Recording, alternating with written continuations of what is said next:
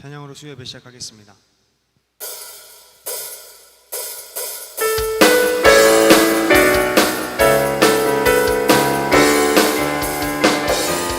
우리 함께 박수치며 고백하겠습니다. 저희같이 주 하나님, 주 하나님, 독생자 예수 날 위하여 오시었네. 내 모든 죄 다 사하시고 죽음에서 부활하신 나의 구세주, 살아계신 주, 살아계신 주, 나의 참된 소망, 걱정 근심 전혀 없네. 사랑의 주내 갈 길 인도하니 내 모든 삶의 기쁨 늘 충만하네. 아멘.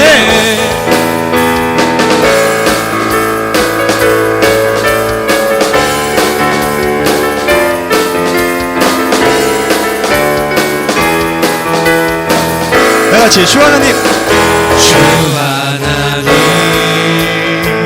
독생자 예수 날 위하여 오시었네. 내 모든 죄 다 사하시고 죽음에서 부활하신 나의 구세주. 한 번 더, 주 하나님, 주 하나님,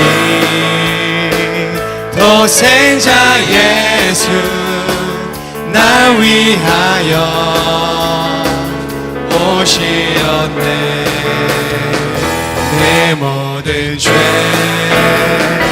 다 사하시고 죽음에서 부활하신 나의 구세주, 살아계신 주, 나의 참된 소망, 걱정 근심 전혀 없네. 사랑의 주내 갈 길 인도하니 내 모든 삶의 기쁨 늘 충만하네. 살아계신 주, 살아계신 주, 나의 참된 소망,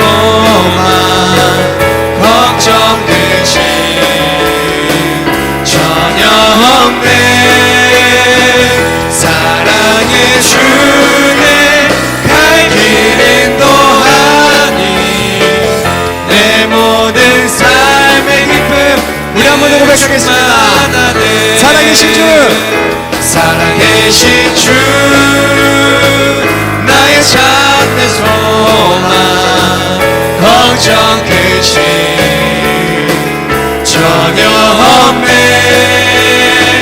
사랑의 주내 갈 길 인도하니 내 모든 삶의 기쁨 늘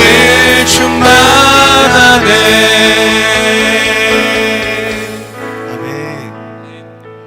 수요예배 오신 여러분들 환영합니다. 네. 오늘 본문 말씀은 요한복음 3장 16절 말씀입니다. 요한복음 3장 16절 말씀 다 같이 읽겠습니다. 하나님의 세상을 이처럼 사랑하사 독생자를 주셨으니 이는 그를 믿는 자마다 멸망하지 않고 영생을 얻게 하려 하심이니라. 아멘.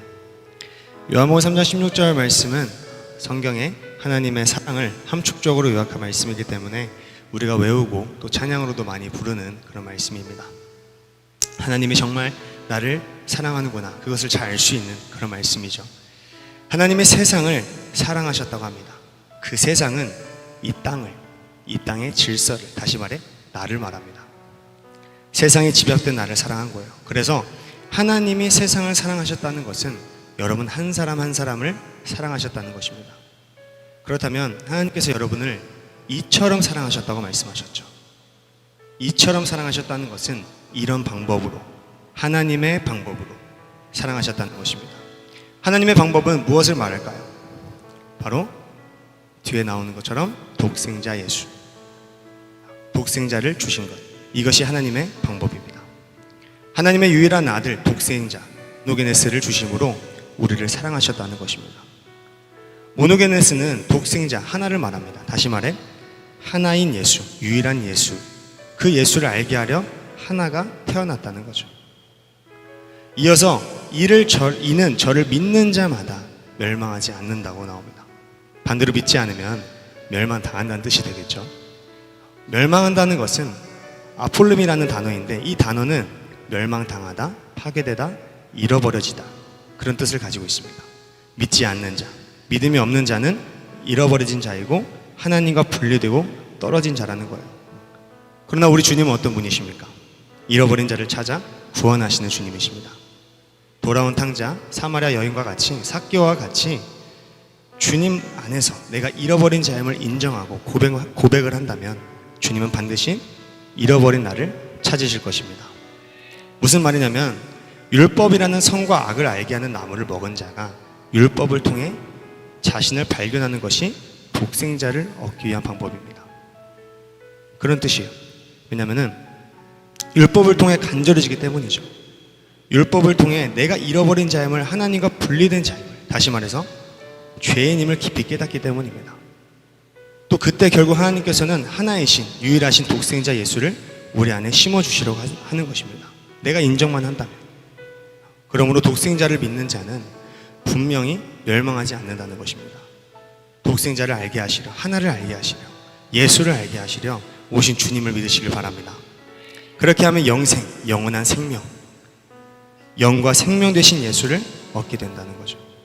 우리는 하나님이 나를 사랑한다 해서 끝나면 안 되고 그분의 목적, 독생자 예수가 내 안에 있는가,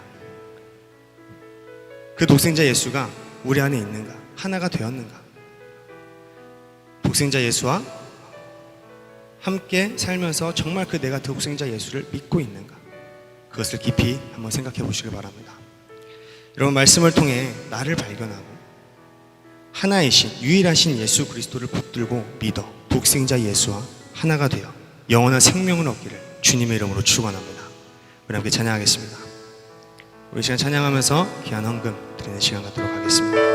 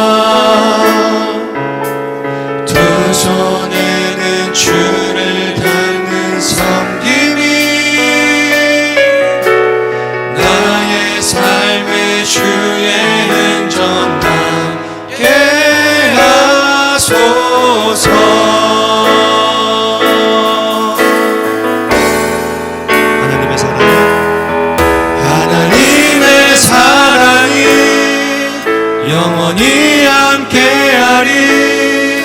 십자가의 길을 걷는 자에게, 순교자의 삶을 사는 이에게 조롱하는 소리와 세상 유혹 속에도 주의 순결한 신부가 되리라. 내 생명 주님께 드리리.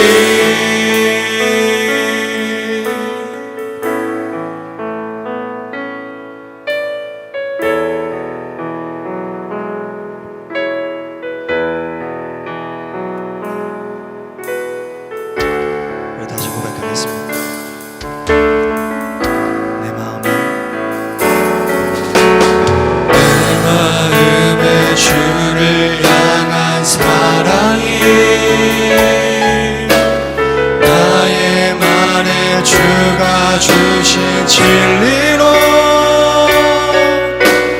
나의 눈에 주의 눈물 채워주소서.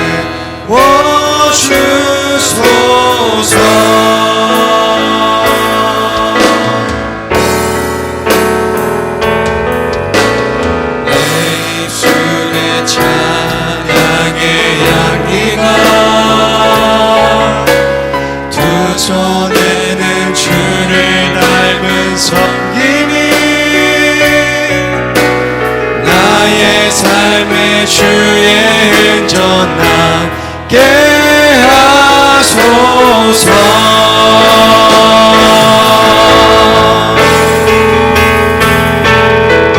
하나님의 사랑이 영원히 함께하리. 십자가의 길을 걷는 자에게 순교자의 삶을 사는 이에게 조롱하는 소리와 세상 유혹 속에도 주의 순결한 신부가 되리라. 내 생명 주님께 드리리. 하나님의 사랑이 하나님의 사랑이 영원히 함께하리. 십자가의 길을 걷는 자에게 순교자의 삶을 사는 이에게 조롱하는 소리와 세상 유혹 속에도 주의 순결한 신부가 되리라. 내 생명 주님께 드리리. 이 시간 기도하겠습니다. 주님께서 우리를 사랑하는 것 그걸로 끝나는 것이 아니라 또 또한 주님을 사랑한다고 표현할 수 있는 자가 되게 하여 주시옵소서. 주님 우리에게 힘을 주셔서 날마다 승리할 수 있는 자들이 되게 하여 주시옵소서. 주님께서 세워주신 그 길을 걸을 때마다 항상 주님 안에서 기쁨으로 갈 수 있도록 주님께서 함께해 주시옵소서. 우리에게 주여 세움으로 기도하겠습니다. 주여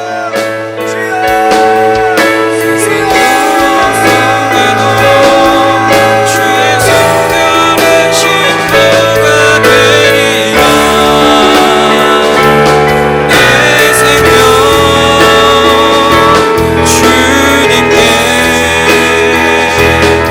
드리리.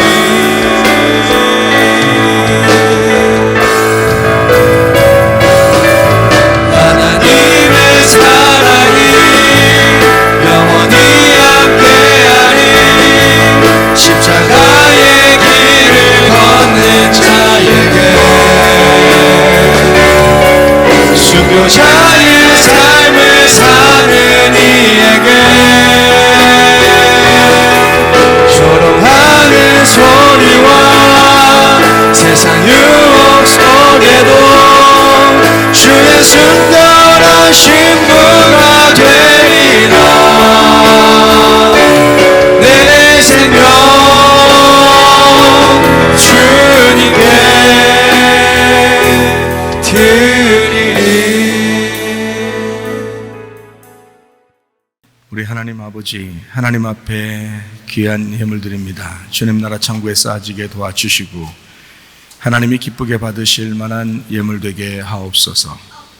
우리 자신들도 하나님 앞에 열매로 드려지게 도와주시며 우리의 가진 시간과 물질과 몸과 마음이 다 하나님의 것인 것을 인정합니다. 우리 하나님 우리에게 말씀 주셔서 그 말씀으로 하나가 되게 도와주시옵소서. 우리와 늘 함께 하시는 주님께 감사하옵고 예수님 존귀하신 이름 받들어 기도 올리옵나이다. 아멘. 주님께 감사합니다.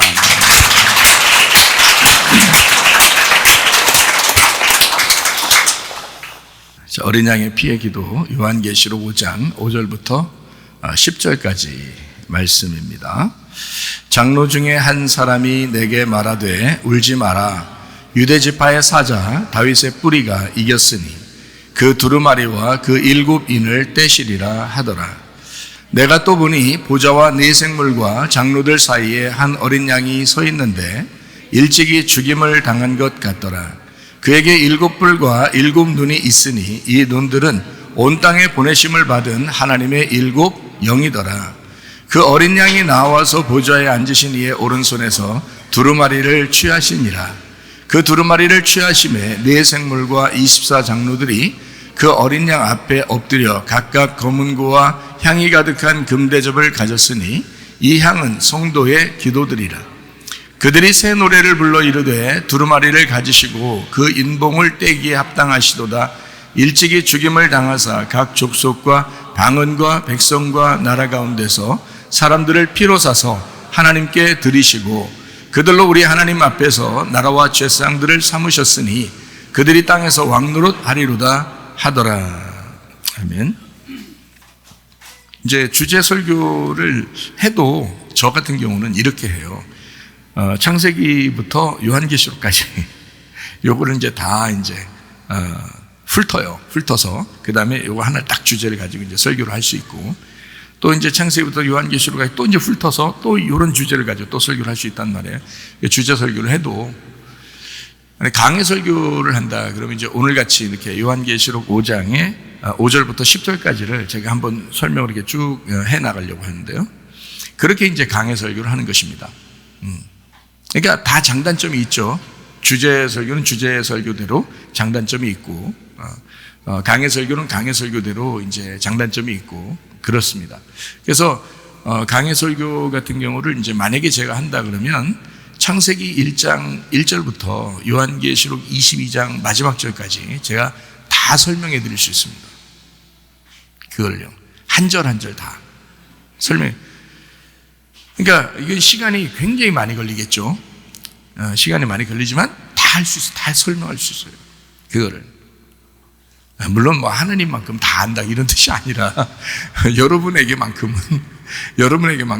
제가 설명을 다 해드릴 수 있다 이 말이에요. 그거를. 이게 앞에 하고 뒤가 전체적으로 이렇게 파악이 이렇게 되면 이게 연결이 되기 때문에, 그래서 이게 다 이제 설명을 해 줄 수가 있거든요. 한 절 한 절. 그래서 이런 이제 강해 설교다 그러면 한 절 한 절 이렇게 설명하는 것이니까 이번 5장 5절부터 10절까지를 쭉 설명하고 마치도록 하겠습니다. 자, 5장 5절 거기에 보니까 예수님을 이제 뭐라고 얘기하냐면 유대지파의 사자 다윗의 뿌리가 이겼다 이렇게 되어 있는데, 유대지파, 예수님이 어느 지파에서 나오셨어요? 예, 유대지파에서 나오셨어요. 유대지파.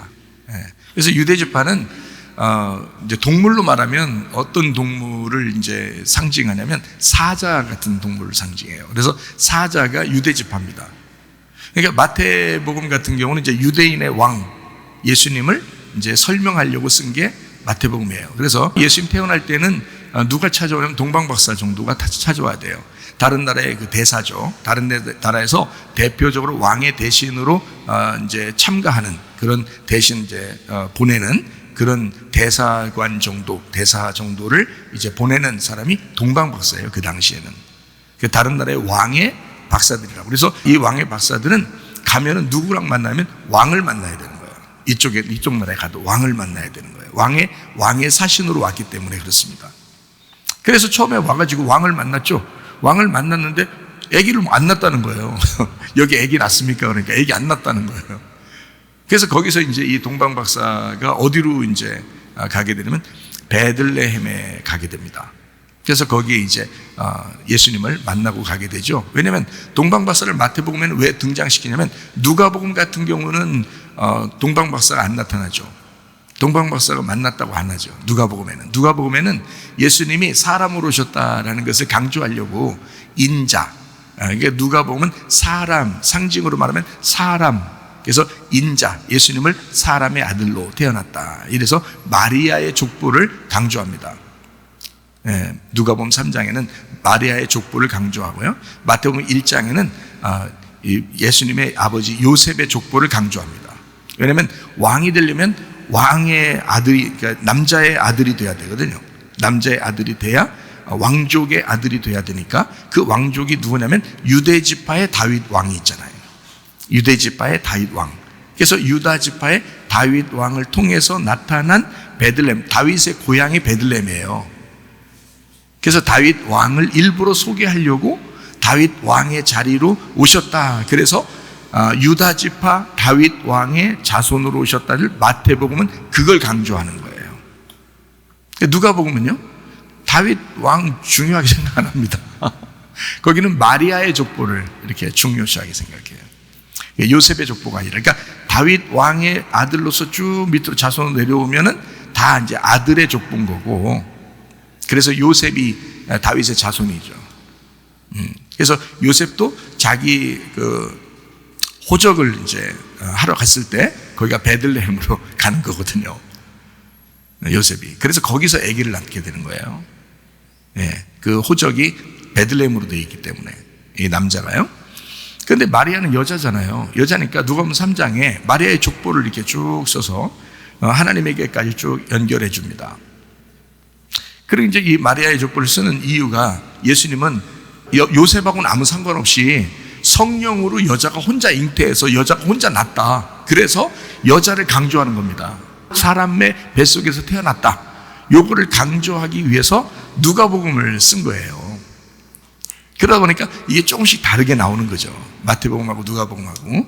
그러니까 누가복음은 사람, 이제 마태복음은 이제 사자, 왕이니까 사자. 동물의 왕도 사자죠. 그래서 사자 이렇게 되는 거고요. 그래서 이제 이렇게 나누어서 나오는 이야기들입니다. 그러니까 다윗의 뿌리라고 일부러 여기가 표현한 이야기가 있죠. 다윗의 뿌리라고. 이게 마태복음 1장 17절 말씀을 한번 보니까 이렇게 돼 있어요. 그런즉 모든 대수가 아브라함부터 다윗까지 14대요. 다윗부터 바벨론으로 사로잡혀 갈 때까지 14대요. 바벨론으로 사로잡혀 간 후부터 그리스도까지 14대더라. 요거 자세히 그 족보를, 거기 마태복음 1장 족보를 자세히 보면요, 14대가 아닙니다.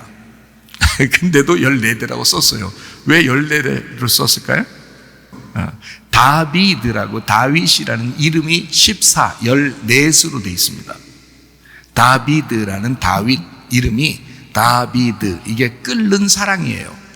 그러니까 하나님하고 연애하는 사랑, 요거를 다비드라고 그러는 거예요. 그러니까 하나님은 다윗을 사랑할 수밖에 없는 거예요. 이름 자체가 다윗을 사랑할 수밖에 없고, 다윗을 왕으로 하나님은 이미 정해놓고 있었어요. 태어날 때부터. 다비드, 하나님의 끓는 사랑, 이름 자체가요. 그리고 그 이름의 글자가 숫자가 되어 있는데 그게 14로 되어 있습니다. 그래서 다윗을 일부러 14대로 위와 아래를 14으로 14를 다 일부러 맞춰놓은 거예요. 왜? 예수님은 유다인의 왕으로 와야 되니까, 예수님이. 그러니까 다윗 왕의 뿌리가 돼야 되니까, 예수님이. 그것을 맞춰놓기 위해서 마태복음 1장 17절에 14대라고 쓴 겁니다. 성경이 그냥 있는 게 아니죠. 그러니까 이렇게 자세하게 뭔가 순서대로 되어 있습니다. 예수님을요. 그러니까 마태복음을 왕의 귀환이다, 이렇게 볼 수 있죠. 그러니까 다윗 왕은 구약에서 진짜 하나님이 좋아하시는 왕이었고, 신약에 와서 그 왕의 귀환이다, 예수님이. 그래서 다윗 왕의 뿌리를 가지고 이 땅에 오신 예수님이시다, 이런 이야기를 이제 마태복음에 소개하고 있습니다. 그거를 요한계시록 5장 5절에 이제 설명하는 거예요. 요한계시록. 그러니까 요한계시록이 마태복음하고 떨어진 책이 아니었다는 거죠. 무슨 말인지 알겠죠? 이게 구약에 있는 말하고 떨어진 책이 아니었다는 거죠. 그러니까 이게 창세기부터 요한계시록까지 요거를, 울타리를 정확하게 요걸 알게 되면요, 요게 앞에든 뒤에든 요거를 정확하게 알 수가 있습니다. 어렵지가 않아요, 사실은. 자, 이렇게 요한계시록 5장 5절에는 그런 설명입니다. 다윗의 뿌리 예수님이죠. 유다인의 자손이죠. 예수님이 그렇게 오셨죠. 대신 마태복음을 자세히 보아야 되는데, 왜냐하면 예수님이 왕으로 오셨다는 걸 설명하기 위한 책이 마태복음이었으니까, 유대인의 왕으로. 그래서 누구를 중심으로 이제 족보를 써야 되냐면 다윗을 중심으로 써야 된다. 왜냐하면 왕이었으니까, 그가 하나님이 좋아하는 왕이었으니까. 사람이 좋아하는 왕은 누구예요? 다윗 전에 사울 왕이죠. 그러니까 사람들이 좋아할 만큼 크기가 크죠. 멋있었죠. 잘생겼죠. 다윗은요, 작았죠. 왜 그 말하는지 아시겠죠? 다윗이 작았지만 하나님이 좋아하는 왕이었단 말이에요. 그렇죠? 그러니까 사울과 다윗을 이렇게 비교해 놓은 거예요. 그래서 첫 번째 온 왕, 두 번째 온 왕, 진짜 왕. 사람도 첫 번째 아담, 두 번째 진짜 오신 아담 예수님, 이렇게 설명한 거예요, 성경에. 아주 간단하죠? 그래서 이렇게 두 개씩 나누는 거예요. 두 개씩 나누니까 그걸 선악과라 그러는 거야. 두 개씩 나누니까. 근데 그게 두 개가 합쳐지면 완성이 되면 되거든요. 그래서 육체가 죽어버리면 영이 부활하는 거예요. 그래서 그 육체가 죽어서 없어진 거를 영이 부활한다 해서 그거를 하나가 됐다, 연합이 됐다. 그래서 죽는 그 순간 예수님이 다 이루었다 그런 거예요. 이게 완성됐다 이런 거죠. 그게 성경이에요. 그러니까 성경을 어렵게 보면 너무 어렵고, 너무 그렇다고 쉽게 보면 너 나 쉽게 보냐 이렇게 되잖아요.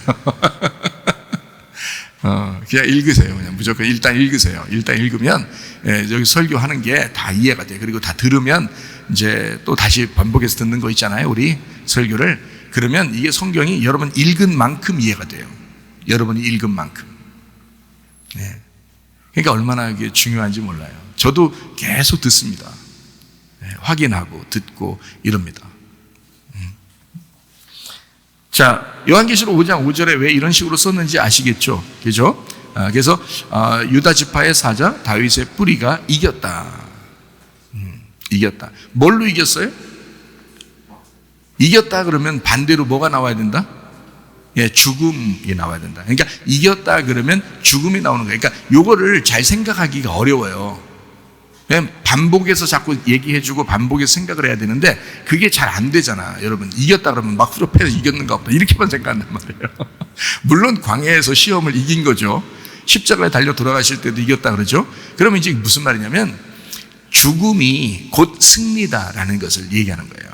자기는 죽었는데 부활에 승리하잖아요. 이걸 이겼다 그러잖아. 근데 부활했다는 말은 죽음이 없이는 부활했다는 말이 없잖아요. 그러니까 죽었다, 부활했다 이렇게. 그래서 이걸 이겼다 이러는 거거든요. 그러니까 저는 여러분에게 복음을 가르쳐 줘야 되잖아요. 그 복음이 십자가의 복음이에요. 그 십자가의 복음이라는 것은 죽음을 전제로 한 부활이라는 거죠. 그러니까 죽었다 그러면 승리하는 거야. 이건 반드시 부활하니까. 그래서 죽었다 그러면 부활하는 것이다. 그래서 이제 이거를 나에게 적용한다면, 예수님은 죽으심으로 부활하셔서 승리하셨죠. 나에게 적용한다면 나는 말씀에 의해서 나는 패배하고, 그래서 내가 없어지고, 그리고 주님 안에서 나를 살려주시면 그러면 주님의 이름으로 내가 살 수 있겠다. 이게 이김이란 말이죠. 그걸 이긴 자. 그래서 너가 이기는 자는 생명나무 열매를 주워 먹게 하겠다, 뭐 이런 얘기가 있잖아요. 그렇죠? 그러니까 선악과 먹은 놈들은 이겨야 돼. 생명나무 먹으려면 어떻게 이긴다고요? 금방 또 까먹으면 안 되겠죠? 금방. 선악과 먹은 놈들은 어떻게 이겨야 된다고? 너 패배당함으로 이겨야 된다. 네가 죽음으로 이겨야 된다. 십자가의 죽음을 붙들고 믿음으로 이겨야 된다. 이런 말이에요. 그게 이긴다는 뜻이에요. 그러니까 이게 유다 지파의 사자 다윗의 뿌리가 이겼다 하는 것은 그 죽음으로 완성하여 이기신 분, 이런 얘기죠. 왕이신 그분이 이 땅에 내려와서 나를 위하여, 이 땅의 왕을 위하여 죽으신, 그래서 이기신 그 예수님, 이런 얘기죠. 자, 이제 5장 5절은 이해가 되겠죠? 왕의 귀한, 그냥 오신 왕이 아니라 이긴 왕, 이기신 왕, 그분이 귀한하신다. 이제 이런 놀라운 이야기죠. 자, 요한계시록 5장 6절 말씀을 보겠습니다. 6절 말씀 보니까 여기에는 한 어린 양이 나와요. 이 어린 양. 여기서 핵심이 어린 양이죠, 그죠? 핵심이 어린 양. 근데 그 어린 양을 설명을 합니다, 여기서. 뭐라고 설명하냐면 7뿔을 가지고 있다 이렇게 했습니다. 그죠? 거기 여린 양이 있는데 죽임을 당한 것 같은데 그게 7뿔이 있다 그러잖아요. 그죠? 7뿔. 짐승은 뿔이 몇 개인가요? 요한계시록 13장에 보면 짐승의 뿔이 몇 개예요? 10뿔이라고 그러잖아. 10뿔. 그죠? 그런데 예수님은 뿔이 몇 개라고요? 7뿔이라고 그러잖아요. 7뿔이라고 할 때는 7이라는 단어에 초점이 있는 겁니다. 7이라는 단어에. 7이라는 단어는 어떤 초점을 가지냐면 완전한이라는 초점을 가지고 있어요. 완전하다. 그게 단어예요. 그 단어 이름이, 그 단어가 완전한이라는 뜻이에요. 7이라는 단어가. 그래서 7 안식일 할 때도 7일 안식일 할 때도 7 이게 완전한이라는 단어입니다. 완성된이라는 단어예요. 이게 7 안식일. 그래서 완성되었다. 그게 7번째 날 이렇게 되는 거예요. 7번째 날 완성된 날. 그 완성은 어떻게 돼야 돼요? 둘이 되면 완성돼요? 하나 되면 완성돼요? 하나 되면 완성되겠죠? 그래서 7번째 날이 첫 번째 날인 거예요. 그러니까 창세기 1장에서도 여러분 우리가 성경을 이제 창세기 1장을 잘못 이해하면 이게 뭐 천지 창조로 이렇게 막 하면서 막 그걸 설명하려고 애쓰는데 사실은 첫째 날과 7째 날이 같은 겁니다. 첫째 날은 이제 빛이 오시잖아요. 그죠? 그 빛이 완전한 거예요. 그 빛이 완성하는 거예요. 그래서 어둠 가운데 있었던 땅이 이제 어둠이라는 땅이 있는데 그 어둠을 완전케 하는 것은 빛밖에 없어요. 그래서 빛이 오는 거야. 그래서 빛이 온 날을 하나의 날, 그래서 그걸 첫째 날 그러는 거야. 그러니까 첫째 날이라는 첫째라는 단어가 무슨 단어냐면 하나라는 단어예요. 그 똑같은 단어예요. 단어가 어느 정도 똑같냐면 그냥 하나라는 단어야. 그게 첫째 날 쓴 거야. 우리나라 글자로 첫째 날 썼으니까 그런 거지. 에하드라는 하나라는 단어예요. 하나 둘 셋 넷 할 때 그 하나예요. 하나. 그러니까 그 하나라는 게 그게 에하드예요. 이게 첫째 날이라고요. 그럼 이거를 갖다가 첫째 날이라고 하지 말고 첫째 날을 우리가 만약에 이렇게 알고서 이해를 하면서 성경을 쓴다면, 만약 다시 쓴다면 이렇게 쓰면 되겠죠. 저녁이 되며 아침이 되니 이는 하나의 날이 되었더라. 이렇게 써야지 맞죠. 원래는 그죠? 하나의 날이 되었더라. 이렇게 쓰면 우리가 이해하기 더 쉬웠을 텐데 첫째 날이니라. 이렇게 하니까 이게 두 번째 날 있고 세 번째 날 있고 이래서 첫째 날 썼는가 보다 이렇게 생각을 한단 말이에요. 근데 그렇게 생각하면 안 되는 거예요. 왜냐하면 봐요. 첫째 날이라는 게 하나 날이잖아요. 하나 날. 이게 하나라는 게 하나 완성됐다는 뜻이, 하나로 완성됐다, 완전해졌다는 말입니다. 여기에요. 요 하나만 있다 이런 뜻이에요. 그게 첫째 날이라. 그러면 요 하나라는 날이 7째 날은 어떤가? 7이라는 단어가 완전이라는 단어라니까. 그게 완성이라는 단어라니까. 다 이루었다는 단어라니까 이게. 그래서 다 이루었다, 십자가 못 박혀 돌아가실 때 다 이루었다 할 때 그 말도 7이라는 말이에요. 그게 7. 그러니까 7이라는 말은 하나라는 말하고 같은 거란 말이에요. 이게 완성이 된 거야. 그래서 첫째 날과 7째 날은 같은 거예요. 첫 번째 창조와 마지막 안식일 날이라는 그 7번째 날이 그게 첫 번째 날이 이루어진 거다 이런 뜻이란 말이죠. 그러니까 첫 번째 하나의 날, 7날 이게 하나다 이렇게 되는 거죠. 그래서 예수님을 다 뭐라면 뿔이 됐든 눈이 됐든 뭐가 됐든 다 뭐냐면 7이라고 해요. 7이라고 예수님을 소개할 때는 요한계시록에서. 왜 그러냐면 7이라는 단어에 초점이 있기 때문에 그렇습니다. 그 핵심, 그 단어에 의미가 있기 때문에 그런 거예요. 그게 뭐냐? 완성된 이런 말이란 말이죠. 자, 그러면 7뿔 그러면 이제 어떻게 된 거예요? 7뿔. 여러분 뿔 하니까 어떻게 막 뿔 달리고 막 이런 거 있잖아. 뿔. 7뿔 달리는 거면 7개 뿔 이렇게 놔봐. 이상하잖아. 이상하게 생겼잖아. 그러면 예수님 어린 양인데 어린 양이 뿔이 7개로 돼 있다 이렇게. 그건 좀 이상하게 보이잖아요. 만약에 지금 뿔이 7개 된 양이 돌아다닌다고 생각하면 이상하게 보일 거 아니에요? 그런 의미가 아니란 말이에요. 하늘나라 올라갔더니 양이 한 마리 매 돌아다니더라. 뿔 7개 달고. 우리가 예수님 어디 가세요? 일어나요? 천국 가면? 아니라고. 이거는 예수님을 이 땅에 어린 양으로 오신 예수님을 설명하려고 한 거예요. 다시 말하면 이 땅에 어린 양으로 왔다는 말은 왜 왔다는 거예요? 죽으러 왔다는 걸 설명하려고 하잖아. 어린 양이라는 말이 나오면 무조건 뭐 하러 왔다? 죽으러 왔다는 걸 설명하려고 하는 거예요. 그럼 왜 죽는 거예요? 뭐 때문에? 예, 우리 죄 때문에 세상 죄를 지고 가는 하나님의 어린 양이 되었다, 이 말을 하기 위해서. 그러니까 죽음이라는 것이 곧 승리고 죽음이라는 것이 곧 완성이다라는 얘기예요. 그래서 어린 양에는 뿔이 7이다 이렇게 얘기하는 거죠. 그러니까 뿔이 7개다 그러니까 그 말은 완전한 뿔이다라는 얘기죠. 그러니까 뿔이 뭔지를 알아야겠죠. 그러니까 성경에서는 구약 성경에도 뿔이라고 하는 걸 뭐라고 표현하냐면 권세라고 표현해요. 권세. 그러니까 여러분 주님의 이름은 권세가 있습니다, 힘이 있습니다, 이런 얘기 하죠, 그죠? 예, 그런 권세, 하나님의 이름, 그 권세, 이거를 뿔이라고 표현하는 거예요. 그게 그래서 어린 양이 7뿔이 있다. 그 말은 자, 요거를 우리 말로 이제 우리들끼리 지금 설명하는 그 말로 다시 이제 우리가 봐요. 그러면 7은 완전이죠. 뿔은 권세죠. 그러니까 이분은 어린 양인데 이 땅에 죽으시러 오신 어린 양인데 이분은 뭘 가지고 있다? 완전한 권세를 가지신 분이다, 이 말이지. 완전한 권세니까 지금 5장 5절에 다윗의 뿔이라고 했잖아. 다윗의 뿌리로 오셨으니까 유다 지파의 타자 다윗의 뿌리가 이겼다. 이분은 어떻게 됐다? 왕이 됐다는 얘기잖아요. 왕이 됐다는 얘기. 그래서 5장 6절에 이분이 왕이 된 어린 양이, 그 예수님이 7뿔을 가졌다. 그러니까 완전한 권세를 가지신 분이다. 왕의 권세를 가지신 분이다. 왕의 귀환이잖아요, 지금. 그 왕이신 분이 나를 위해 죽으셨는데 그 어린 양인데 그분이 왕으로서 우리에게 귀환하시는 분이다. 이렇게 지금 보는 얘기잖아요, 이 얘기가. 자, 7뿔이 있고 거기 보니까 7눈이 있더라 그랬어요. 7눈. 7은 뭐라고요? 7은? 금방 얘기했었죠. 이것까지 잊어버리면 진짜 곤란해요. 서로 얘기하기가 대화가 안 돼 잘. 자, 7은 뭐라고요?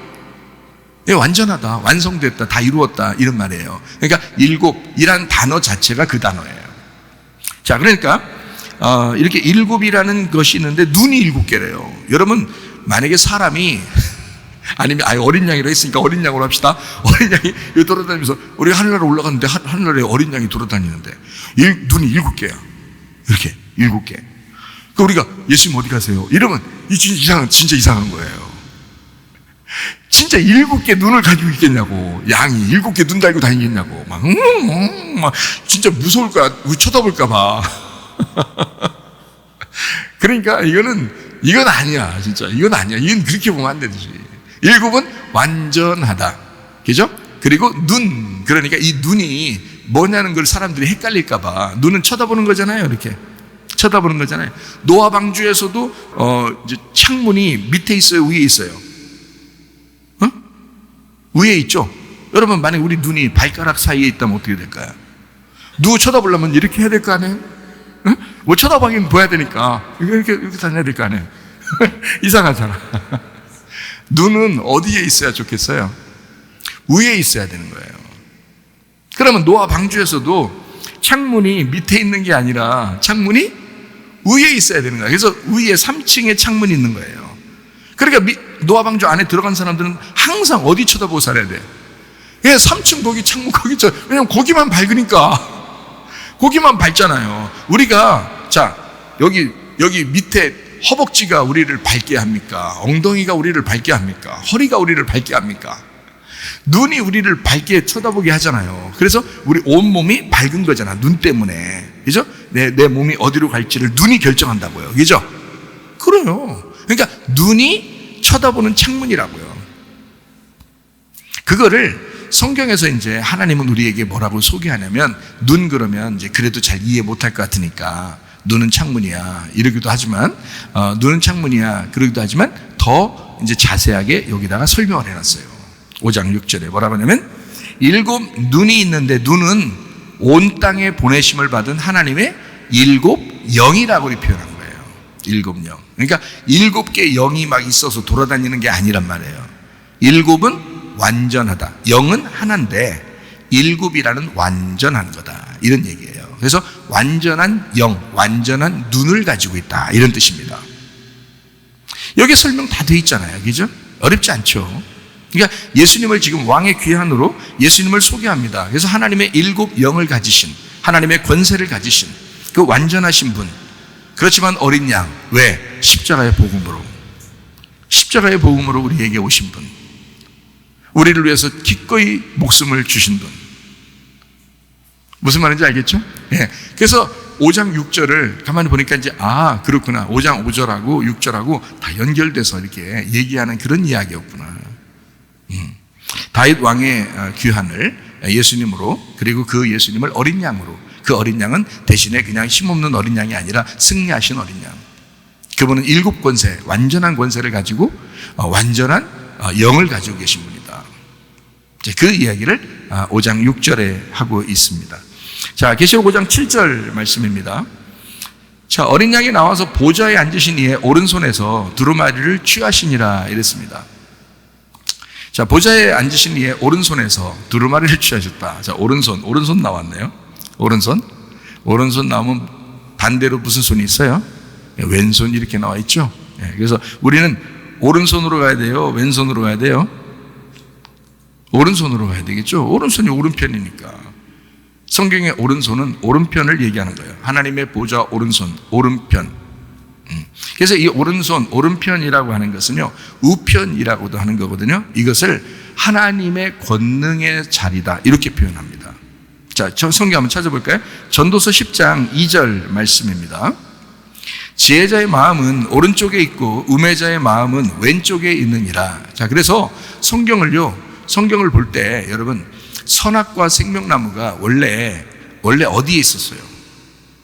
원래 처음부터 어디에다 놨어요? 하나님이 어디다 갖다 놨어요? 어디다? 에덴 동산 중앙에, 가운데다 놨어요. 에덴 동산 가운데다 이 두 개, 이 나무를 갖다 놨는데, 선악과 나무, 생명나무를 하나님이 갖다 놓은 거예요. 하나님이 갖다 놨다면 원래 선악과 나무도 나쁘다는 얘기가 아닌 거죠, 여러분. 원래가. 그러니까 우리는 그게 뭘 설명하려고 하는 것이었구나라는 걸 깨달아야지. 선악과 나무는 무조건 나쁜 거야! 나쁘지. 누가 좋대요? 그러면 여러분 왼손은 다 자르고 살아야 되나? 그렇게 따지면 오른손 좋은 거니까. 왜 이렇게 성경을 멍청하게 보나? 그러면 안 되지. 선악과를 그렇게 나쁘다 좋다로 나누니까 그런 거지. 이 선악과도 하나님이 주신 거란 말이에요. 생명나무도 하나님이 주신 거고요. 그런데 창세기에는 선악과를 먹게 돼 있고 요한계시록에서는 생명나무를 먹게 돼 있다. 이래야 딱 짝이 맞는 거란 말이에요. 이렇게. 그렇죠? 요거를 그렇게 구분 안 하면 안 되죠. 처음에 창세기부터 생명나무 먹어버리면 어떻게 될까요? 그러면 요한계시록이 필요 없는 거예요. 창세기부터 선악과 먹었을 때 생명나무 먹어버리게 해버리면 요한계시록 쓸 필요 있을까 없을까?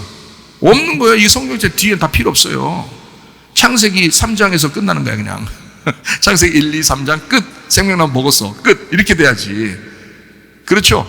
근데 요한계시록까지 가서 생명나무 열매를 먹을 수 있도록 만들어 놓은 거예요, 성경을.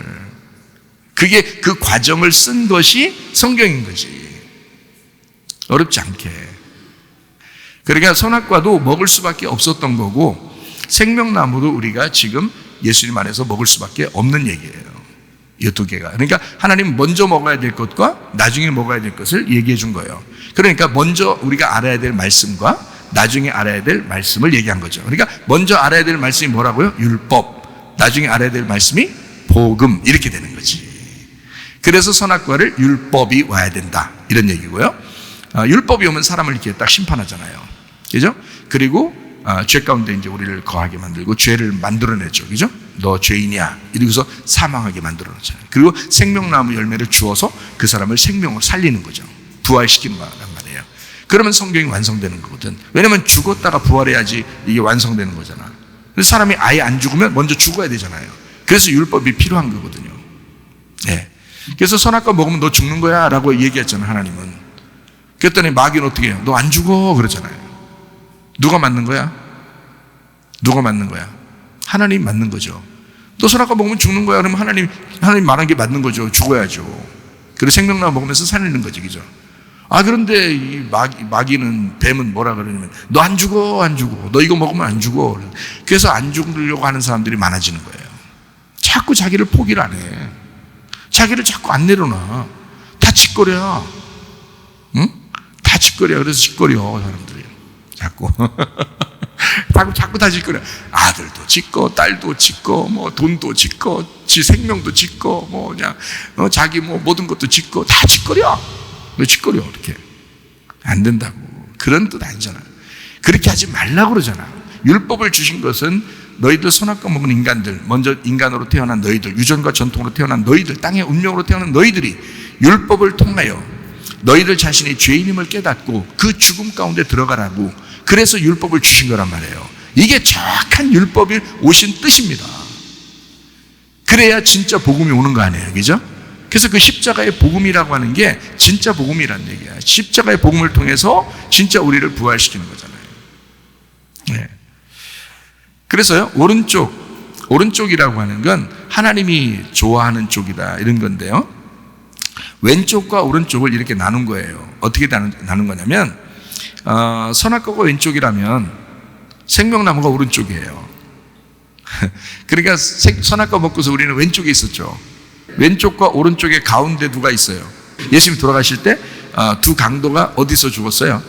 예수님의 양쪽에서 죽었잖아요. 뭐 틀림없이 한쪽은 왼쪽일 거고 한쪽은 오른쪽일 거예요, 그죠? 근데 한쪽 편 강도는 예수님을 안 받아들였고 한쪽 편 강도는 예수님을 받아들였잖아요, 그죠? 네, 그러니까 예수님은 가운데 있었고 양쪽에 강도가 있었단 말이죠. 뭘 얘기하려고 그러냐면 예수님이 가운데 있고 한쪽과 한쪽, 왼쪽과 오른쪽이라고 하는 것을 설명해 놓은 거예요. 그래서 왼쪽이 예수님이 왼쪽을 위하여 죽으시고 오른쪽으로 간다는 얘기야. 그래서 한쪽 편 강도가 구원을 받는 겁니다, 이 얘기가요. 그걸 설명해 주려고 했던 거예요. 그러니까 한쪽 편 강도는 선악과 먹고 그냥 예수를 정죄하고 죽어버린 거고, 한쪽 편 강도는 예수님에 대해서 이제 믿은 거죠. 그래서 생명나무 열매를 먹게 되는 겁니다. 그러니까 낙원에 이르는 거죠. 그걸 이제 나타내기 위해서 가운데 예수님이 죽으시는 그 모습을 설명하고 있습니다. 그게요. 그러니까 왼쪽도 나쁜 게 아니고 오른쪽도 나쁜 게 아니에요. 한마디로 말하면 순서적으로 왼쪽에 있다가 오른쪽으로 간다는 것으로 여러분이 기억하면 된다는 거예요. 그래서 우리가 지금 왼쪽에 살고 있구나. 그래서 예수님의 십자가를 붙들어야 되겠구나. 그래서 오른편으로 가야 되겠구나. 이렇게 되는 거죠. 이게 정확한 복음입니다. 네, 이게요. 그러니까 이거를 자꾸 나누어가지고 왼편, 오른편, 이런 식으로, 여기 딱 보면요, 지혜자의 마음 오른쪽에 있고 우매자의 마음 왼편에 있는, 이러면요, 여러분, 나는 어차피 오른편일 거야, 이렇게 생각하는 사람이 있는가 하면, 나 왼편이 어떡하지? 나 왼편 있는 것 같아. 어떡하지? 이렇게 하는 사람도 있는가 하면 이렇잖아요. 그거 아니라고요. 사실은 성경은 그 얘기를 하려고 한 게 아니고, 지금 제가 얘기했던 그 정확한, 너희들이 땅의 운명으로 땅에서 태어난 이 왼쪽에 있었던 자가 예수의 십자가를 붙들고 오른편으로 옮겨가는 것이, 그것이 성경이었다는 거예요. 그러니까 왼편에 있는 자는 음녀라 그러는 거고, 예수님의 십자가를 붙들고 오른쪽으로 가면 신부가 되는 겁니다. 쉽죠? 요한계시록이 엄청 쉽습니다. 예, 어렵지 않아요. 자, 거기 이제 마태복음 26장 64절 말씀을 보겠습니다. 예수께서 이르시되 내가 말하였느니라. 그러나 내가 너희에게 이르노니 이후에 인자가 권능의 우편에 앉아 있는 것과 하늘 구름을 타고 오른 것을 너희가 보리라 하시니. 자, 예수님이 부활 승천하시면 어디로 간다는 거야? 하나님의 보좌 우편에 가신다. 근데 그게 권능의 우편에 간다, 이렇게 말하잖아요, 그죠? 권능의 자리에. 그러니까 부활 승천하니까 이기신 자가 됐다는 얘기죠, 그죠? 이기신 자. 죽었다가 부활하면 그걸 이겼다 그러니까, 그래서 이기신 자가 됐으니까 그거를 권능의 자리라 이렇게 말하는 거예요. 심판하는 권능의 자리에 있다. 이만큼 이제 능력이 있으신 분이다 라는 얘기를 하는 것입니다. 마가복음 16장 19절 말씀, 주 예수께서 말씀을 마치신 후에 하늘로 올려지사 하나님 우편에 앉으시니라. 자, 승천하실 때 어디로 가셨다? 우편에 가셨다. 그렇게 일부러 이렇게 쓴 것은 예수님 어디에 있었다는 거예요? 좌편에 있었다는 얘기지. 자, 우편에 가셨다고 왜 써? 일부러 그냥 하나님한테 갔다고 하면 되지. 하나님이 영이신데 오른쪽이 어디 있고 왼쪽이 어디 있어? 영인데. 생각해봐요. 이거 그냥 애들도 생각해도 이해되겠다. 그렇잖아요? 그러니까 참 이게 성경이 얼마나 쉬운지 말이에요. 어린 애들도 이해하게 썼어요, 성경이. 금방 알잖아요. 하나님 우편에 가셨다. 그러면 아, 왼편에 있었구나. 그럼 우리가 지금 있는 곳이 왼편이었구나. 이 땅을 왼편이라 하는 거구나, 성경에서. 그래서 예수님이 부활 승천하시고, 그러니까 여기서 이제 이 땅에서 죽으시고 부활 승천하시면 오른편으로 가시는 거구나. 아, 하나님이 다 주관하시는 이 땅인데 하나님의 왼편이 땅이고 하나님의 오른편이 하늘이구나.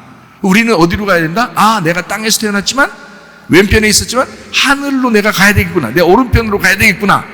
이게 우리 교회 다니는 목적이었구나. 이거는 이제 알게 되는 거죠. 네. 그래서 하나님 우편에 앉아 계시니라. 로마서 8장 34절 말씀이요. 누가 정죄하리요? 죽으실 뿐 아니라 다시 살아나신 이는 그리스도 예수시니 그는 하나님 우편에 계신 자요.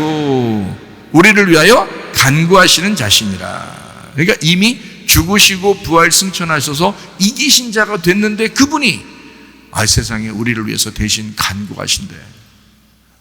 우리를 위해서. 인간이었었기 때문에. 인간으로 진짜 왼쪽에 있었잖아요. 진짜 왼쪽에 왔었잖아요. 그죠? 인간으로 진짜 태어나서 일도 하시고 밥도 먹으시고 화장실도 가시고 다 사셨잖아요. 그게 똑같이 살기 때문에 인간하고 똑같은 마음이란 말이에요. 그 똑같은 심정을 가지고 있다고.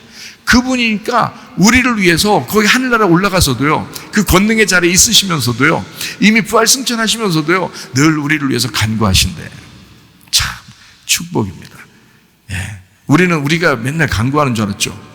우리가 맨날 막 하나님한테 막 빌고 간구하는 줄 알았죠. 하나님이, 예수님이 우리를 위해서 내가 널 더 잘 알아. 내가 네 마음을 더 잘 알아. 너 이번에 좀 고생하지? 고생하고 난 다음에 반드시 빛이 올 거야. 주님이 더 잘 알아. 우리 마음을 더 잘 알아. 저도 엄청 고생 많이 했거든요. 고생 많이 했는데 주님 만날 때 주님께서 나를 얼마나 사랑하셨는지 제가 알았어요. 저희가 얼마나 힘들어했는지도 알아요. 주님께서 다 아신다고. 예, 그러니까 저도 그렇게 얘기해 줄 수 있어요. 여러분한테. 주님 다 아십니다. 주님이 간구하시는데요, 주님이 우리를 위해서 대신 기도하시고 간구하시는. 우리는 우리가 막 얘기해야 되는 줄 알았지만 주님이 먼저 그렇게 하신다는. 참 놀라운 얘기예요. 정말 아름다운 얘기예요. 아름다운 사랑의 노래야, 진짜. 그죠? 네, 감사해요. 골로새서 3장 1절 말씀이요. 그러므로 너희가 그리스도와 함께 다시 살리심을 받았으면 위의 것을 찾아라. 거기는 그리스도께서 하나님 우편에 앉아 계시느니라. 자, 그리스도의 것은 그리스도의 것, 위의 것을 찾아야 된다. 위의 것은 그리스도고, 그리스도는 하나님의 우편에 있기 때문에 우편에 있는 것을 우리가 찾아야 된다는 거 아니에요? 그죠? 우편을 찾으라는 말은 네가 어디에 있기 때문에, 왼편에 있기 때문에 우편을 찾으라는 얘기고, 네가 위의 것을 찾아야 된다는 말은 네가 아래쪽에 있기 때문에 위의 것을 찾아야 된다, 그렇게 말하는 거예요. 그래서 위의 것이라고 하는 건 또 이제 위의 것 찾으라니까 또 눈 뜨고 또 위를 쳐다보면서 또 위의 걸 찾는다고 하나님 이러면서 그런 뜻이 아닌 건 아시겠죠? 이 정도는 이제 아시겠지? 그 위의 것이라고 하는 건 지금 네가 아래 것들이야. 그럼 너 아래 것들이란 말은 우리를 무시해서 그런 거예요. 네가 육신을 입고 살고 있기 때문에 그런 거예요. 육신을 입고 살고 있기 때문에 네가 아래 것이라고 하는 거죠. 위의 것은 어떻게, 위를 여러분 어떻게 할 때 올라가요? 여러분? 어떻게 할 때? 죽으면 올라가죠. 육신이 죽으면 영으로 올라가는 거예요. 그래서 위의 것을 영이라고 그러는 거야. 그러니까 너는 뭘 찾아야 된다? 위의 것을 찾으라는 말은 다른 말로 뭘 찾아야 된다? 영을 찾아야 된다는 거지. 성령을 찾아야 된다. 영적인 걸 찾아야 된다. 영의 말씀을 찾아야 된다, 그 말이지. 아래 것들은 너 육체니까 육체 거를 찾지 말고, 땅의 걸 찾지 말고 위의 것을 찾아야 된다, 그 말입니다. 아쉽죠? 네. 히브리서 1장 3절 말씀이요. 이는 하나님의 영광의 광채시요 그 본체 형상이시라. 그의 능력의 말씀으로 만물을 붙드시며 죄를 정결하게 하는 일을 하시고 높은 곳에 계신 지극히 크신 이의 우편에 앉으셨느니라. 다 이게 오른편, 우편 이렇게 얘기하잖아요. 그죠? 예수님이 오른편으로 가신 건 확실합니다. 자, 요한계시록 5장 7절 말씀 보니까 어떻게 했다고요? 보좌에 앉으신 어린 양이 오른손에서 이렇게 돼 있잖아요. 그러니까 그는 어떻게 된다? 권능의 자리에, 그 권세의 자리에, 그리고 하늘의 영의 자리에, 이 말이죠. 그곳에서 우리를 위해서 기도하시는 그분, 그 어린 양 되신 예수님, 우리하고 좀 친근하죠, 그죠? 이제는 좀 친근해지죠. 멀리 계신 분이 아니다, 사실은. 우리 마음 가운데도 왼쪽이 있고 오른쪽이 있어요. 그러니까 너의 마음이 왼쪽에 있던 그 마음, 그 밭으로 말하면 어느 밭일까요? 왼쪽에 있는 밭이, 마음이 길가밭이지. 길가밭만 있나? 돌짝밭이지. 돌짝밭까지만 있나? 가시밭이죠. 그게 다 왼편이야. 왜 오른편으로 가면 어떻게 돼? 좋은 밭이죠. 그게. 그러니까 오른편으로 옮기는 거야. 우리를 이쪽 왼쪽에서 오른쪽 계속 앞으로 해서 오른쪽으로 옮기는 거예요. 이 마음의 밭을. 예, 그래서 우리 마음의 왼편에 있던 너가 오른쪽으로 간다. 이렇게 이야기하는 것입니다. 자, 요한계시록 5장 8절 말씀이요. 그 두루마리를 취하심에 네 생물과 24장로들이 그 어린 양 앞에 엎드려 각각 검은 고와 향이 가득한 금대접을 가졌으니 이 향은 성도의 기도들이라 그랬습니다. 그 검은 고와 향이 가득한 금대접 이렇게 돼 있어요. 그래 놓고 뭐라고 되면 이 향은 성도의 기도들이라 이렇게 말을 했습니다. 그러니까 여기에는 검은 고라는 것은 이제 뭐 할 때 쓰는 거예요? 검은 고 할 때, 검은 고 탄다 이런 거 할 때 그러잖아요. 그 검은 고 탄다 이런 걸 뭐 할 때, 이제 영어로 말하면 하프 같은 거겠죠, 그죠? 이제 하프 같은 이건 악기잖아요, 악기. 뭐 할 때 쓰는 거예요? 예, 노래할 때 하는 거예요, 노래할 때. 그럼 세상 노래 띵가띵가 세상 노래 때문에 그래요? 아니면 이거는 찬양을 얘기할까요? 찬양을 얘기해요. 그럼 검은 고가 있고 그 다음에 이제 향이 가득한 금대접이 있다 이렇게 돼 있어요. 그러면은 하나는 찬양이고 하나는 이 향은 성도들의 기도다 했으니까 하나는 찬양이고 하나는 기도인 거지. 그럼 이 두 개가 나누어진 얘기일까 같은 얘기일까? 같은 얘기죠. 그래서 찬양은 곧 기도란 말이에요. 기도가 곧 찬양인 거고. 무슨 말인지 알겠죠? 그러니까 찬양은 저절로 나와야 되는 거예요. 저절로. 왜 저절로 나와야 되는 거냐면 말씀과 기도로 거룩해지면 찬양이 나오게 돼 있는 거란 말이죠. 네, 찬양은 자동적으로 나오게 돼 있는 거란 말이에요. 그러니까 그 찬양이 기도인 거예요. 그래서 말씀이 곧 기도다 이렇게 말하는 거야. 기도가 곧 말씀이다 라고 얘기하는 거고요. 사람들이 왜 자꾸 실수하고 이렇게 실패하고 그러는지 알아요? 기도하면서 이상한 말하고. 왜 그러냐면 정상적이지 않고 이렇게 기도하면서 정상적이지 않아지게 되는 이유는 말씀을 균형을 못 잡아서 그런 거예요. 말씀을 몰라요. 자세하게 말씀을 가르쳐 줘야 돼요.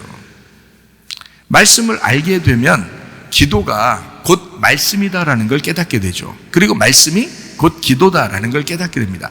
그렇다고 막 성경 구절 막 앉아가지고 무릎 꿇고서 성경 구절 다 막 외우는 창세기 1장 1절 창세기 2장 3절 막 이렇게 하는 게 꼭 기도라고 하는 그런 말씀이 기도 그런 얘기일까요? 아니죠. 말씀 자체는 우리에게 전신갑주입니다. 말씀 자체는 우리에게 빛의 갑옷이에요. 우리가 그것을 입고 살아야 될 수밖에 없는 그 말씀이란 말이에요. 그게 어린 양의 피고 그게 예수님이에요. 그러니까 그것을 우리가 입었어요. 그러면 그 자체가 우리가 생활이 기도가 되어야 된다는 거지. 그 생활의 기도란 말이에요. 그래서 너희의 삶이 기도란 말이죠. 삶의 기도. 그것이 곧 찬양이라는 거지. 다른 사람이 볼 때는 야, 너 참 아름답다. 그러니까 예수 믿는 사람, 진짜 제대로 예수 믿는 사람은 비정상인 사람이 없습니다. 예수 제대로 믿으면 정상적이 됩니다. 그리고 상식적이 됩니다. 지극히 상식적이 되는 거예요. 누가 봐도 이해가 되거든요. 그러니까 머리가 해카닥 안 한다고요. 대화가 통하고 얘기가 된다 이거예요. 그리고 그 사람의 이야기를 들어줄 줄 알고, 그죠? 그리고 자기 속에 말씀이 있기 때문에 그 말씀을 얘기해 준다 이 말이죠. 조용하게. 그리고 같이 그 말씀으로 교제한다 이거야. 이게 서로의 교통하는 기도란 말이죠. 하나님과도 마찬가지예요. 하나님을 말씀을 가만히 생각하면서 그 말씀을 묵상하면서 우리 주님 앞에 그 말씀을 묵상하는 그게 기도라고요. 예수님이 겟세마네 기도할 때 이 잔을 내게서 옮기시옵소서 막 이랬잖아요. 그죠? 이 잔을 내게서 옮기시옵소서. 너무 힘듭니다. 막 이랬잖아요. 막 땀이 막 핏방울이 돼서 막 그렇게 했잖아요. 그렇게 돼. 그러니까 어떤 사람이 하는 얘기는 막 이렇게 얘기해요. 힘을 너무 줬다. 뭐 이런 얘기도 해요. 힘을 너무 줬다. 그러니까 힘을 주다 보니까 이게 모세혈관이 터졌다. 그러니까 힘을 줬는지 뭐 그건 우리가 그 자리에 안 가봐서 모르겠지만 분명히 모세혈관이 터진 건 사실이에요. 그러니까 피와 물이, 이 피와 땀이 같이 나왔죠. 그 정도로 심각했단 말입니다. 예수님의 입장에서는 지금 마지막 인간을 위해서 기도하고 죽어야 되는, 그 다음날 죽어야 되는 그 자리예요. 그날 죽는 그 자리, 거기에서 마지막 아버지에게 기도하는 그 자리. 그 기도할 때 그 기도의 내용이 여기 써 있잖아요. 뭐라고 기도했는지 나오잖아요. 예? 자, 뭐라고 기도했어요? 뭐라고 기도했어요? 이 잔을 내게서 옮기시옵소서. 자, 3시간 했을까? 4시간 했을까? 여러분 4시간 동안 이 잔을 내게서 옮기시옵소서. 이 잔을 내게서 옮기시옵소서. 이 잔을 내게서 옮기시옵소서. 이 잔을 내게서 옮기시옵소서. 옮기시옵소서. 자, 이거를 3시간, 4시간 하면 생각을 해봐. 예수님이 그래 거기 기도한 거 분명히 무슨 말 했는지 다 거기 딱 나오는데 성경에. 근데 그 말을 하면서 막 몇 시간을 땀을 뿔뿔 흘리면서 이 잔을 내게서 옮기시옵소서. 그래서 너무 많이 해가지고 제자들이 자다가도 외웠다. 그래서 그걸 썼다. 이거예요? 이상하잖아. 비상식적이잖아. 여러분 금방 이해할 수 있잖아. 그 말은 뭐냐면 지금 마지막 그날 이제 잡히면 죽는 거예요. 그죠? 거기 그 마지막 기도야. 그때 뭘 했을까? 아버지 하나님의 말씀을, 그 구약을 다 하나님 앞에 아버지에게 되뇌이면서, 그 말씀을 되뇌이면서 아버지의 뜻이 여기 있는데 내가 정말 힘듭니다. 사실 인간으로 왔으니까. 그런데 그 아버지의 뜻이라면 내가 하겠습니다. 그 아버지의 뜻이 성경에 다 기록되어 있으니까, 자기에 대한 이야기가 다 기록되어 있으니까 그 기록된 말씀을 생각하면서, 마지막 아버지를 말씀을 생각하면서 그렇게 아버지 이 잔을 옮기시옵소서. 그런 거지. 척보면 모르겠어요? 척보면 모르겠냐고. 왜 성경을 왜 안 읽냐고. 왜 성경을 모르고 막 밤새도록 막 이상한 소리 하고 그러면 그게 기도인 줄 알고 그러냐고. 왜 성경을 안 읽냐고. 왜 제대로 성경을 배우질 않냐고. 이상하지 않냐 이거야. 누가 봐도 이상하지 않느냐 이거야. 그런 게 아니라는 거지. 기도는 말씀인 거야. 말씀이 기도인 거고, 그 기도는 찬양인 거야. 그래서 검은고와 향이 담긴 그 금대접이 같이 나오는 거예요. 기도는 곧 찬양이다. 그 찬양이 곧 기도다. 그 기도는 아버지의 뜻을 구하는, 아버지의 뜻과 교통하는 그 말씀이다. 그게 향이다. 그게 하나님과 우리의 그 향이다. 향을 피우는 거다. 참 놀랍죠. 그러니까 참 향은 성도들의 기도라 그랬습니다. 예, 여기서는. 그러니까 그 기도는 말씀이요, 그리고 찬양이요. 예. 요한계시록 5장 9절 말씀. 그들이 새 노래를 불러 이르되 두루마리를 가지시고 그 인봉을 떼기에 합당하시도다. 일찍이 죽임당하사 각 족속과 방언과 백성과 나라 가운데서 사람들을 피로 사서 하나님께 드리시고 이랬습니다. 여기 새 노래가 나오네요. 복음송 새로 작사 작곡하면 그거 노래한다 그런 말 아니라고 했죠. 예. 뭐 그 정도로 우리가 지금 벌써 수준이 다 있으니까 알 거예요. 새 노래라고 하는 건 뭐예요? 그러니까 새 노래라는 건 새 거니까, 아무래도 새 거니까. 자, 옛날 거는 뭐야? 선악나무라면 새 거는 뭐겠어? 생명나무겠죠, 그죠? 예. 옛날 나무는 선악과라면, 옛날 먹은 나무는 선악과라면 새로 먹는 거는 생명나무잖아요. 그것처럼 새 노래라고 하는 것은 율법이 아니라 복음을 얘기하는 거란 말이에요. 복음, 새 노래를 불렀다, 또는 새 노래가 있다. 이 말은 율법은 옛날 노래고요, 새 노래는 새 복음을 얘기하는 거다 이 말이에요. 새 복음. 자, 성막 성전 안과 밖에 12지파, 그리고 12지파 안에 레위인이 있고요. 그리고 그 레위인 중에서 제사장들이 있단 말이에요. 그 언약궤를 담당한 제사장들이 있어요. 자, 이 어린 양의 피로 사신 뭘 얘기하는 거예요? 이게 지금 어린 양의 피로 사신 교회를 말하는 거예요. 이게 새 노래를 부르는 사람들, 새 노래를 부르는 사람들, 새 복음을 아는 사람들, 그게 말씀 안에서 거듭난 어린 양의 피로 사신 교회를 말하는 거라며. 다시 말하면 새 복음을 외치는 자들이다. 새 복음을 외치는 자들이다. 이 사람들요. 그래서 여기에 다 나와 있죠. 자, 각 족속과 방언과 백성과 나라 가운데서 사람들을 피로 사서 하나님께 드리시고 이랬죠. 예. 자, 그러면 여기서 이제 이 새 복음을 외치는 사람들을 어떤 사람들이라고 우리가 표현할 수 있냐면요, 이런 사람들이에요. 새 복음을 외치는 거니까 어떻게 죽임당하고 부활해야 새 복음이죠.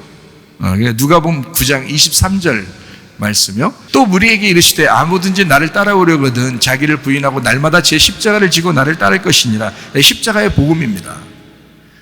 어린 양의 피로 샀잖아요. 그러니까 어린 양의 피로 사신 사람들이니까 새 복음 안에서 어린 양의 피로 사신 교회를 의미하는데, 이게 새 복음을 외치는 사람들이다. 이 사람들이 새 노래를 하는 사람들, 이 사람들은 십자가의 복음을 외치는 사람들인데 어떤 사람이냐? 자기를 부인하고 자기 십자가를 지는 사람들이다.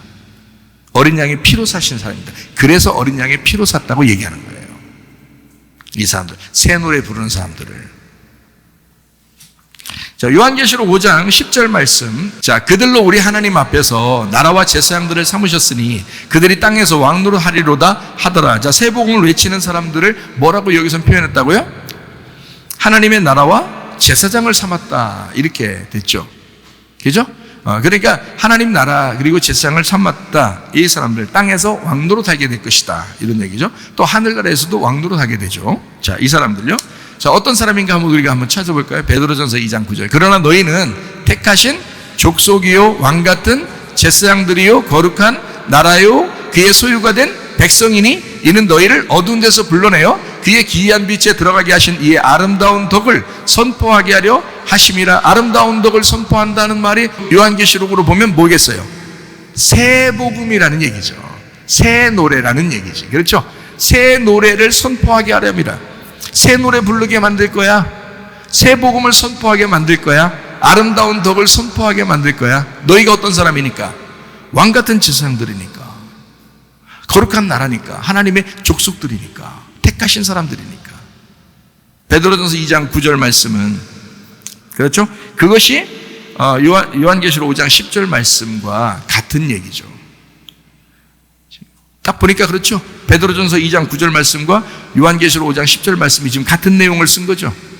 네, 이 사람들 어떤 사람? 십자가 복음을 아는 사람, 자기를 부인하고 십자가를 지는 사람, 어린 양의 피로 사신 교회, 새 노래를 부르는 새 복음을 선포하는 자들, 하나님의 거룩한 백성이요 왕 같은 제사장들.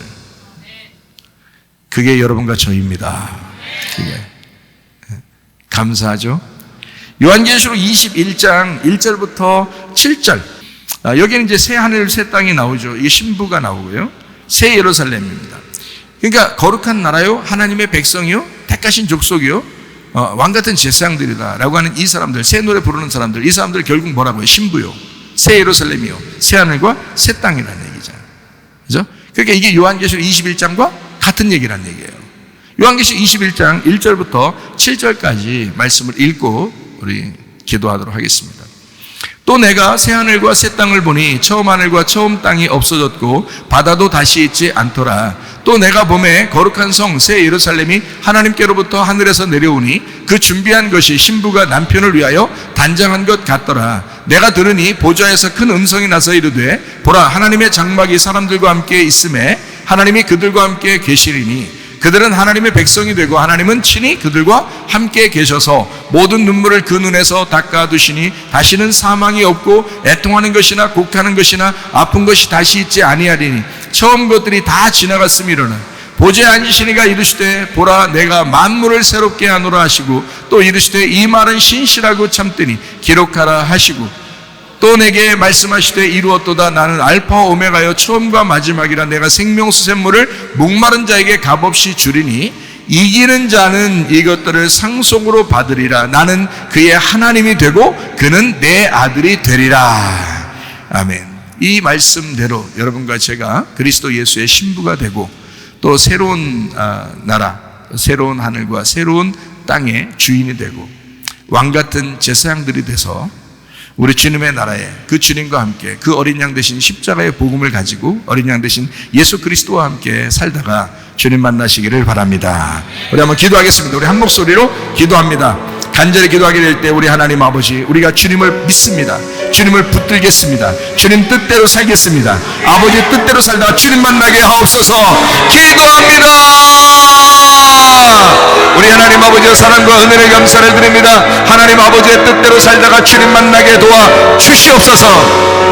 비염은 떠나갈지어다, 아토피 떠나갈지어다, 위장병 떠나갈지어다, 어지럼증 사라질지어다, 두통은 사라질지어다, 류마티스 관절 떠나갈지어다, 어깨 통증 사라질지어다, 허리 디스크, 목 디스크 떠나갈지어다, 심장병 온전해질지어다, 각종 종양 암tor이 떠나갈지어다, 감기 몸살 온전해질지어다, 협착증 사라질지어다, 건선폐 온전해질지어다, 절선 온전해질지어다, 요리개소 떠나갈지어다, 식도염 사라질지어다, 이명은 사라질지어다, 장애면역 질환 온전해질지어다, 우울증, 불면증, 공황장애, 두려움, 불안, 추도 다 떠나갈지어다, 음란, 거짓, 도출, 미움, 욕심이랑 다 떠나갈지어다.